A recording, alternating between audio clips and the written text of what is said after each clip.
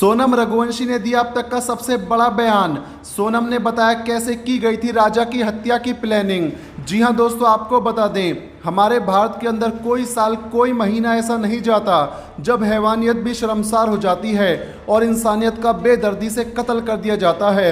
जी हां, हम बात कर रहे हैं सोनम रघुवंशी और राजा रघुवंशी केस की, जिसने पूरे देश को शर्मसार कर दिया।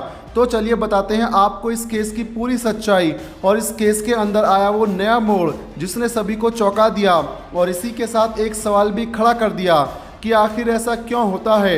आपको बता दें, अब से तकरीबन एक महीना पहले 11 मई को राजा रघुवंशी और सोनम रघुवंशी की शादी मध्य प्रदेश के इंदौर में होती है। शादी के 9 दिन बाद 20 मई को ये कपल मेघालय घूमने के लिए जाते हैं और 21 मई को वे शिलोंग के बालाजी गेस्ट हाउस में चेक इन करते हैं।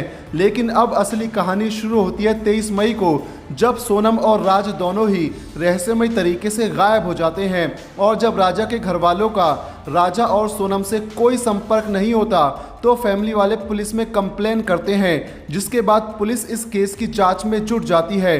कई दिनों तक पुलिस के द्वारा सर्च ऑपरेशन चलाए जाने पर पुलिस को सौडोंग हिल्स के पास राजा रघुवंशी की लाश 2 जून को मिलती है। लेकिन हैरानी की बात यह थी कि पुलिस को सोनम का अब तक कुछ पता नहीं चलता, जिसके बाद पुलिस का शक सोनम के ऊपर जाता है और पुलिस सोनम की तलाश में जुट जाती है।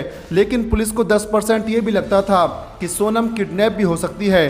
लेकिन 8 जून की रात को पुलिस भी हैरान रह जाती है जब सोनम अपने घर वीडियो कॉल करती है और बताती है कि वो उत्तर प्रदेश के गाजीपुर में है और 9 जून को सोनम गाजीपुर के पुलिस स्टेशन में सरेंडर कर देती है, जिसके बाद पुलिस सोनम के प्रेमी राज कुशवाहा को भी अरेस्ट कर लेती है, जिसके साथ मिलकर सोनम ने अपने पति को मरवाया था। वहीं पुलिस अगले दिन उन हत्यारों को भी पकड़ लेती है जिन्होंने सोनम और राज के कहने पर राजा का कत्ल किया था। वहीं इस समय सोनम, राज कुशवाहा और तीनों हार्ट क्लस पुलिस की कस्टडी में है।